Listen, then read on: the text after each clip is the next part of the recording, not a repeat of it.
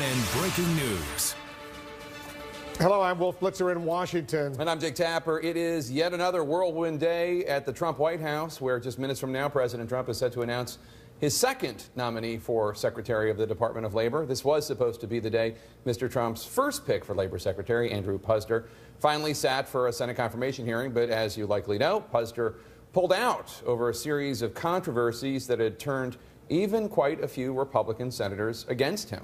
This will be the president's second appearance before the White House press corps in 2 days, and it was announced just barely an hour or so ago. Joining us now, CNN special live coverage, our White House correspondent Athena Jones and our political director David Chalian. Athena, set the scene for us. The president's going to come out into the East Room of the White House, I take it, and make his announcement who his nominee for Secretary of Labor will be. Will he then answer reporters' questions?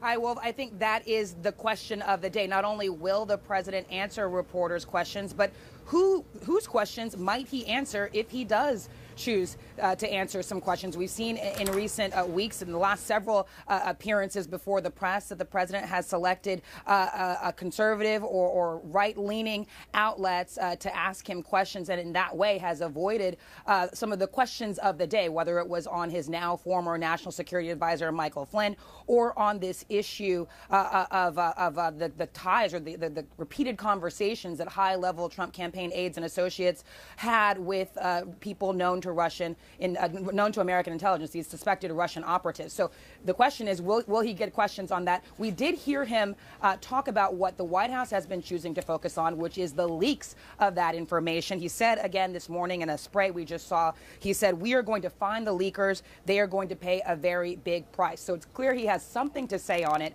but he's chosen to focus on the leak aspect and not on the substance of those leaks. Wolf? And Athena, this news conference scheduled for right at the bottom of the hour. They're calling it a news conference, not just an announcement. He will introduce his nominee for Secretary of Labor. Presumably we'll hear from that nominee as well, right? That's generally how these things work. That's what we would expect to happen.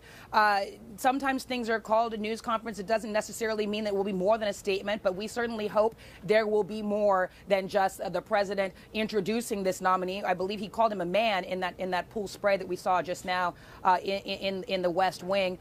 So hopefully he'll not only announce that nominee, have that nominee talk, but then perhaps answer who knows how many questions, if any. Wolf? I will stand by with you, Athena. David Chalian, this is unusual. Usually there's just a paper statement that the White House does when they issue some sort of nomination, but this is a much bigger deal right now. Yes, I mean, we've seen him roll out some of his nominees standing next to the person throughout the transition period, but not all of them. You're right. A lot of them were paper statements, despite the very public sort of dating process when he would do the interviews of potential nominees. What I think is interesting to note here is how quickly the White House is trying to move here. And obviously, they've been battling a week of just terrible headlines from Flynn to the reporting about the constant contacts of campaign associates with Russians, to Puzder's nomination going down in flames and withdrawing that nomination, clearly trying to reverse course here, get back on track and get out. Now, I do think there's one question important here is how long is this person, since the Puzder nomination just went down yesterday, this person that he's going to roll out, what has the vetting process been like? I mean, part of the problem with the Puzder nomination was perhaps the vetting was not completely thorough. A lot of things emerged after the nomination was announced, whether about his issue with taxes, paying payroll taxes on a household employee, issues with his ex-wife and the allegations there that she later recanted, and her appearance on the Oprah show. And so the question here is, are they doing this almost too quickly, or is this been a process that's been ongoing? Even perhaps they saw the writing on the wall with the Puzder nomination and they had this teed up and a fully vetted person that they plan to unveil today. We're going to get back to you, David Chalian, Athena Jones over at the White House as well. Jake, he makes an excellent point. This person who is about to be nominated to become Secretary of Labor, the vetting process must have been going on for weeks, presumably. It takes a while to get someone ready for this, so they must have had someone in the wings, as they say. Well, keep in mind also, and we'll talk about this with our panel, but when they come up with their picks for these various cabinet positions, it's often they have a list of 3 or 4 or more individuals, and there might be vetting of several of them before President Trump ultimately makes his pick. In addition, the Puzder nomination has been in trouble for quite some time. He, a few weeks ago, was talking about not even wanting to go through the confirmation process, and there were rumblings about that. In addition, it was last week or the week before, I believe, when 2 Republicans came out, including Johnny Isakson, who is certainly not somebody who normally expresses concern about Republican cabinet nominees. Johnny Isakson talking about how he was waiting to make up his mind. And so, I mean, I think the writing has been on the wall for some time that this nomination has been in trouble. Let's talk about it more with our panel. And John, we don't know yet who he's going to pick, but there is one community that has been very forceful and outspoken in terms of the fact that there have been no Latino nominees for this cabinet, and I think it's the first cabinet in decades without any representation for the fastest growing minority population in the country. So this would theoretically be an opportunity to fix that. And let me say I'm waiting. We have a process here to clear reporting, so I'm waiting to have some reporting cleared, so I can't get as specific as I'd like to be. Although from what I just said, you know that I have an idea of what you're about to report. I believe your question is about to be answered. And to the vetting question, the gentleman, I'm told, and we're waiting for the sourcing to be clear because we're cautious here. That's what we need to be about such reporting, is that the gentleman has served in a prior administration, the George W. Bush administration. So you have some vetting that's already been done, served in sensitive positions. Hold your thought for a moment, because Jim Acosta is over at the White House. I believe he's got some breaking news. Go ahead, Jim. That's right, Wolf. We have been able to confirm at CNN that Alexander Acosta, the former U.S. attorney from Miami, will be the next labor secretary if his nomination goes through. He is the pick for President Trump after Andy Puzder withdrew his name from consideration yesterday. And just as an aside, no relation. But we are expecting the president to announce that here in just a few moments here in the East Room of the White House. This is very surprising, as you know, Wolf, because we were just here 24 hours ago trying to ask the president about these stories that have been in the news lately about his national security advisor, Michael Flynn, stepping down, about our reporting about constant Russian contacts that were made by people in his campaign, advisors and associates to him during the campaign. And so we'll see if he's going to take that question as well. We understand that he may be taking questions when he comes out here, but as you saw earlier this morning, Wolf, things happen pretty fast over here at the White House these days. One thing that we should point out that was mentioned by the president when he was sitting down with the Republican members of Congress earlier this morning, when he announced that he was holding this news conference, he issued a warning to people who are leaking information to the press in the federal government. He said that we're going to come after you, essentially, is what he said in that spray with those members of Congress.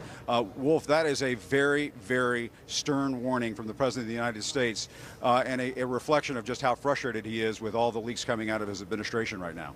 Set the scene for where you are in the East Room. Reporters are there. I assume they're all getting ready and they're hoping to be able to ask the President of the United States a question.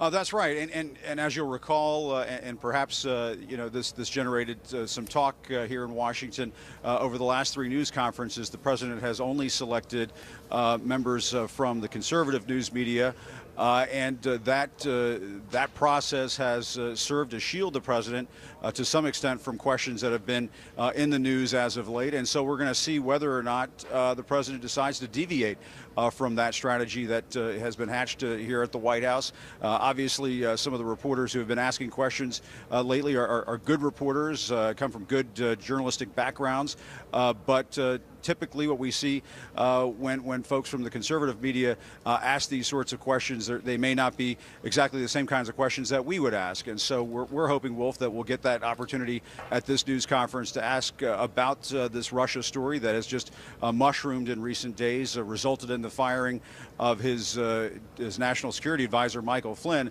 The question, Wolf, is just how many questions he'll take, who he'll call on, and we'll, of course, all be watching that. We'll stand by for that. Jim Acosta, no relation to Alexander Acosta, who's about to be nominated by the President of the United States to become the next Secretary of Labor. He's the Dean of the Florida International University College of Law. That's right. And Anna Navarro, CNN contributor, Republican from Florida, has been saying that she knows him. He's squeaky clean. He has an excellent reputation. Somebody that obviously the Trump administration would like an easy confirmation process. Has served previously on the National Labor Relations Board, so he does have some experience in this environment. Was a clerk for Judge Alito, now Justice Alito, when Judge Alito was on the appeals court. So he has good conservative credentials coming forward. To your point, will calm the complaints from the Latino community that you have a cabinet without a Latino member. And I think to Anna's point, the president clearly, after a very bumpy ride, very disappointing and a very embarrassing, actually, ride for the White House and not being able to get Andy Posner through, they want this one to go through quickly. And Nia Malika, I mean, one of the reasons I think we're seeing such an immediate announcement from President Trump, we didn't know that this press conference was even going to happen, is a desire to change the narrative being this was a big defeat.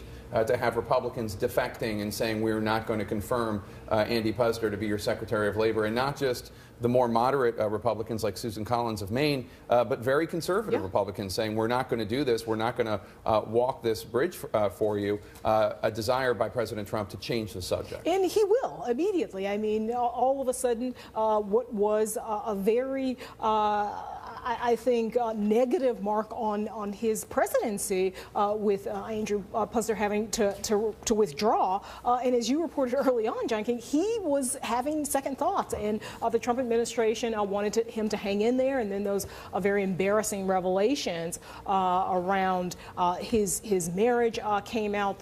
His ex-wife, of course, retracted some of those allegations. But he's able to change the subject here. With this review, he'll allay some of the real concerns that people had from the Latino communities about a not very diverse cabinet, so he adds diversity to that. And this is, I think, in some ways a skill that this president has. He's sometimes able to change the subject pretty quickly. He's trying to do that with the leaks as well, focus on the leakers and not the leaks. But I think this will be effective and certainly please a wide array of folks who want to see some progress and a real win come out of this White House. All right, guys, everybody stand by. We're waiting for the President of the United States. He's about to